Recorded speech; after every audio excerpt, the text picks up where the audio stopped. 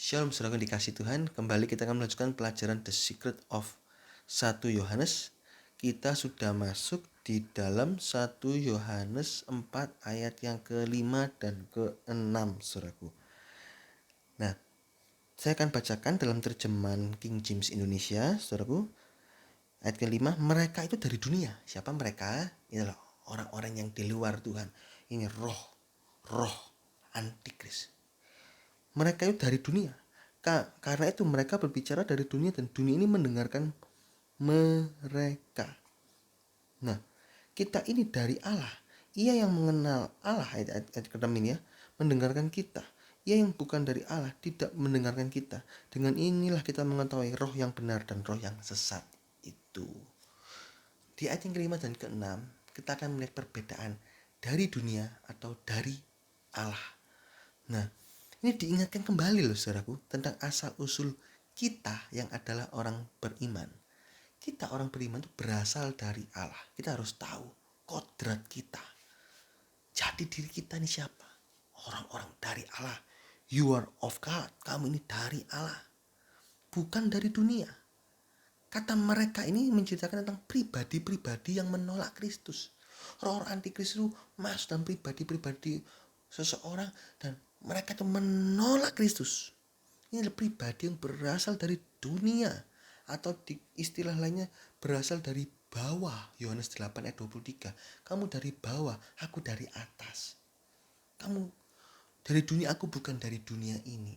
Itu kata Yohanes 8:23. Ini pribadi yang diarahkan dunia untuk menjadi seperti dunia sampai berakhir di neraka yang kekal. Jadi kalau kita membiarkan diri kita ini hanyut dalam arus dosa dunia, maka dunia akan mengarahkan kita menjadi seperti dunia. Sehingga berakhir atau sampai berakhir pada neraka yang kekal. Apa dunia? Kita sudah belajar di dalam 1 Yohanes 2 ayat yang ke-15-16. Apa yang dalam dunia? Nafsu daging, nafsu mata, keangkuhan hidup, dan segala macam dosa. Roh-roh antikris itu membuat kita semakin hari semakin serupa dengan dunia dan berakhir dalam neraka yang kekal. Jadi perkataan, pikiran, tindakan, perasaan kita itu bisa serupa dengan dunia, cocok dengan dunia. Kalau disakiti orang dibalas, kalau bisa dibalas lebih jahat. Itu kan perkara, itu kan hal-hal dari dunia, falsafah dunia. Aku nggak jahati kamu ya, tapi kalau kamu jahati aku, kamu tak balas lebih dari apa yang kamu pikirkan. Wah, itu satu hal yang sangat kecil, saudaraku. Bergurau dengan guruan-guruan cabul. Loh, bisa cocok, saudaraku. Karena apa? Karena istilah dalam tanda kutip itu nyambung dengan orang-orang dunia yang lain. Cocok.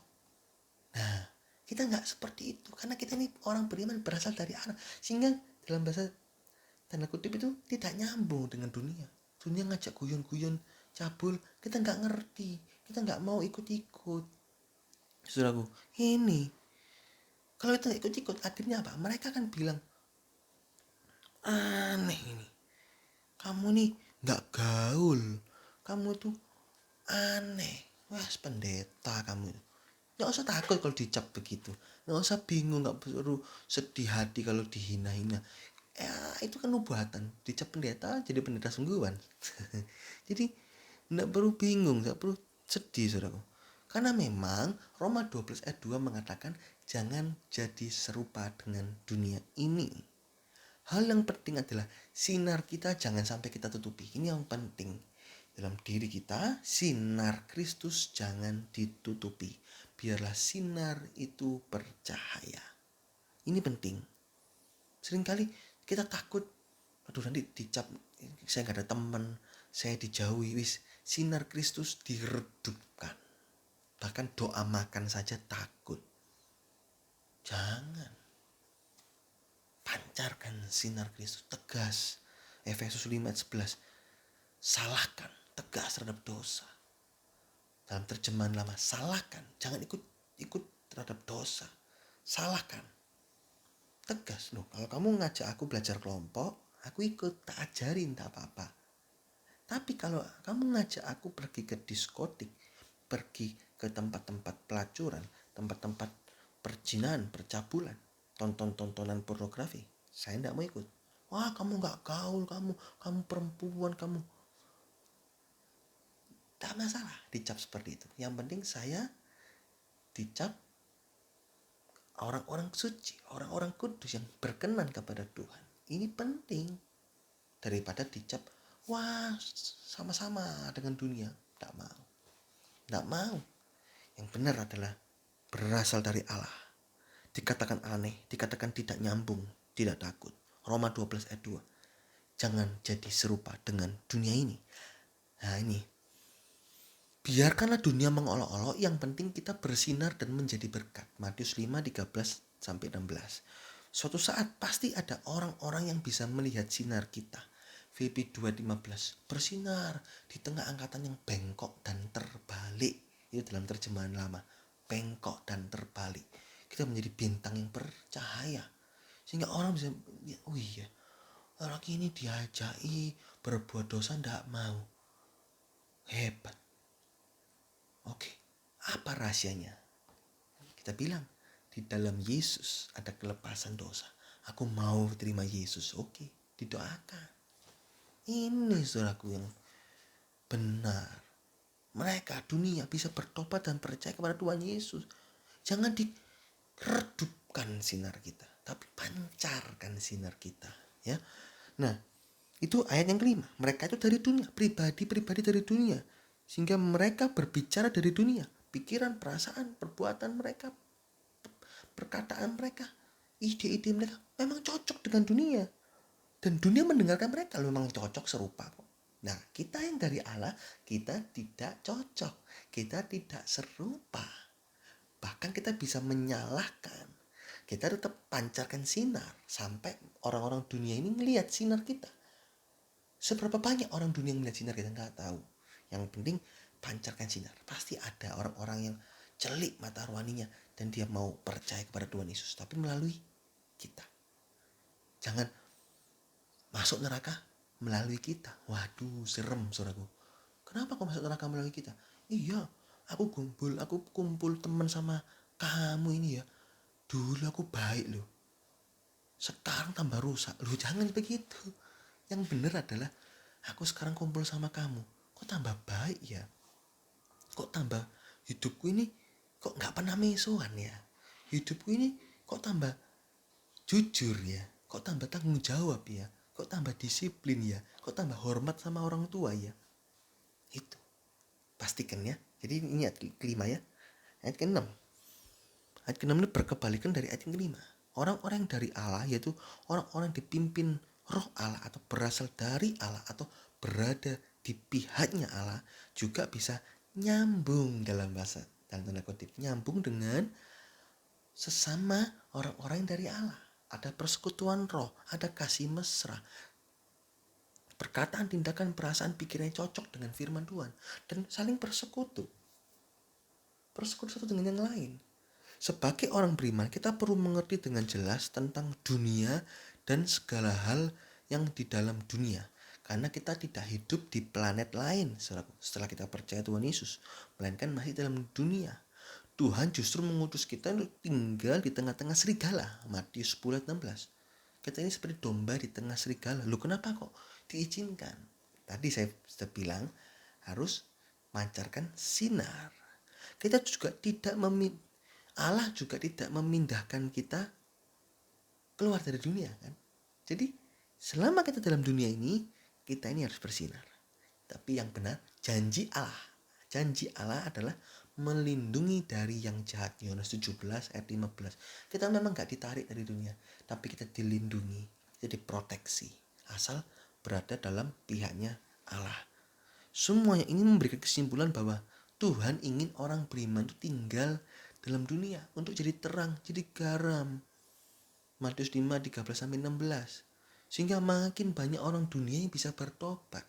Kita jaring seberapa banyak orang di dekat kita, di sekitar kita, sehingga bisa bertobat. Dunia merupakan sekolah menjadi sempurna. Kalau di sorga itu bukan tempatnya sekolah, sorga itu tempatnya kelulusan, sudah selesai.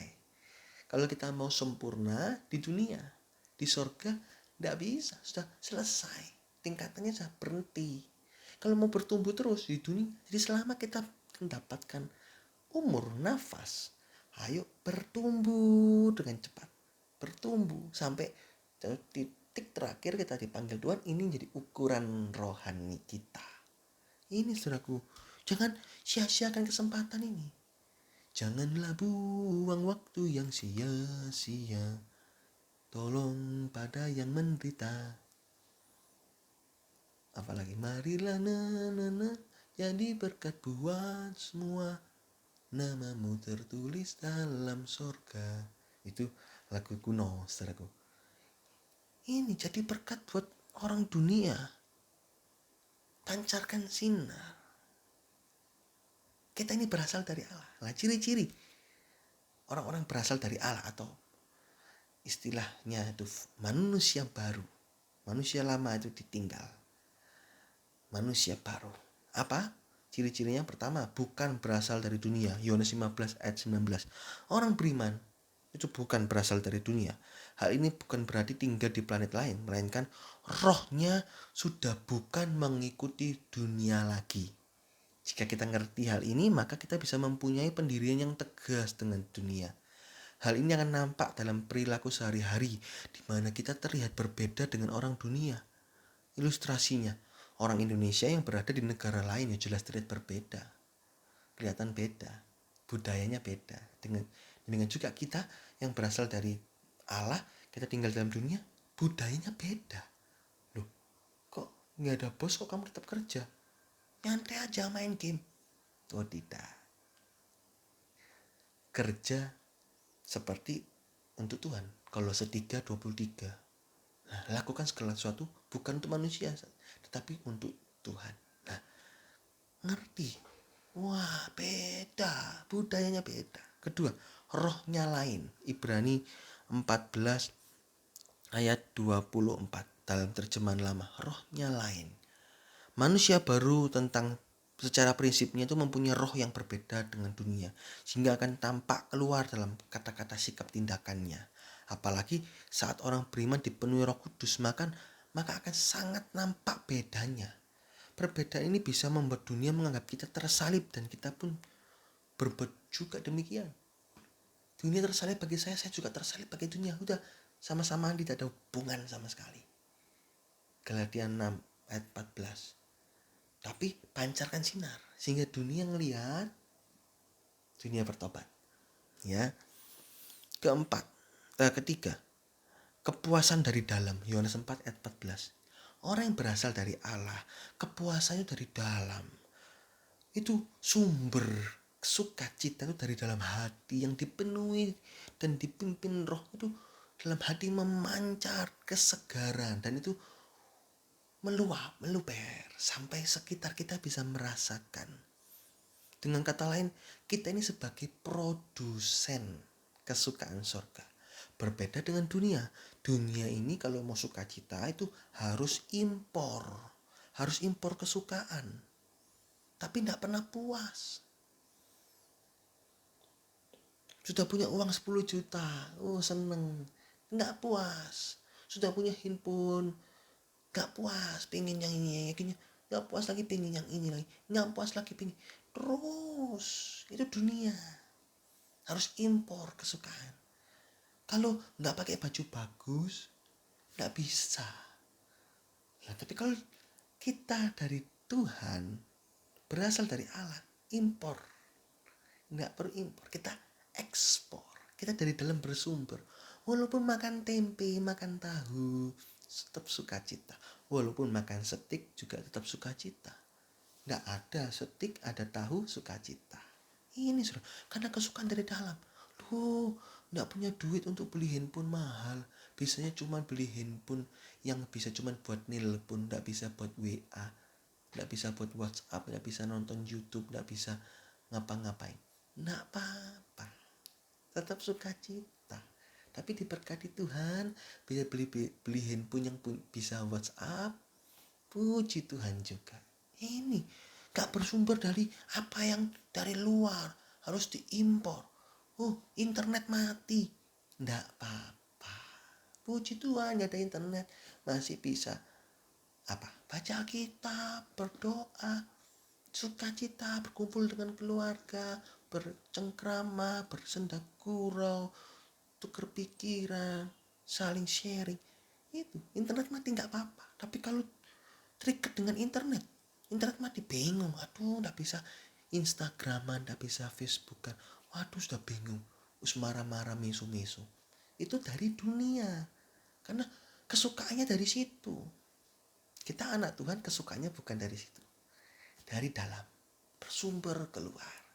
Jadi walaupun dunia sana sini situ pusing, semua orang susah, tetapi kita tetap tertawa, tetap sukacita, nggak bingung.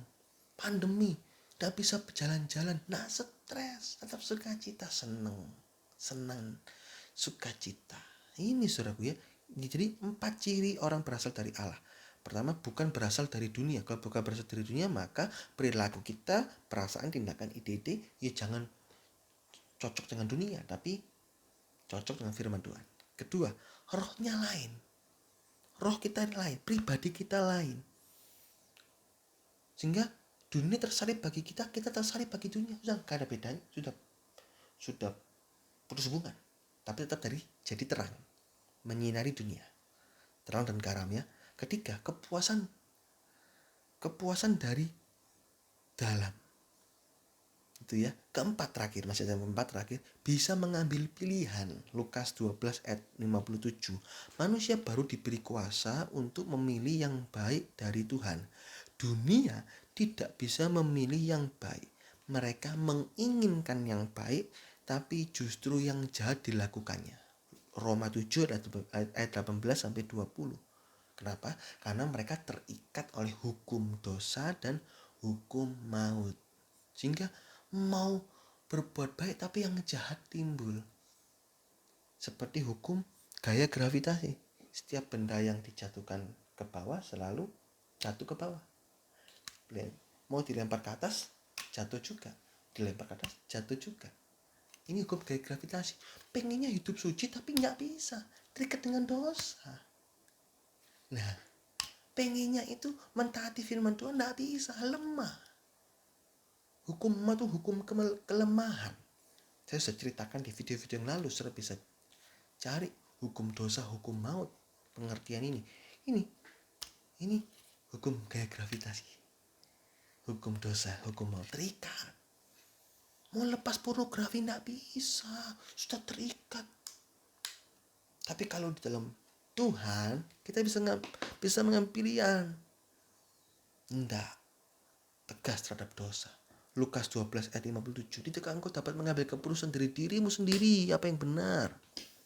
Oleh karena itu, kita yang di dalam Tuhan itu bersyukur, patut bersyukur, saudaraku. Jangan kembali berkubang terhadap dosa, terikat. Hidup yang lama terikat terhadap dosa. Sayang, dilepaskan kita bisa bebas, bisa mengambil keputusan, malah diikatkan lagi. Seperti Kristen babi anjing, 2 Petrus 2 ayat 22, gampang ingatnya, 2. Itu Kristen babi anjing sudah dicuci kembali, berkubang terhadap dosa. Anjing sudah muntah, dijilat lagi muntahannya. Aduh, kasihan, saudaraku. Ini ya, ini perbedaan orang dunia dan orang yang dari Allah, saudaraku. Nah, video yang akan datang kita akan belajari tentang bagaimana sikap kita saat kita berada dalam dunia ini. Pergaulan kita dalam dunia ini seperti apa. Nah, kita akan lihat di video yang akan datang ya. Puji Tuhan, Tuhan Yesus memberkati.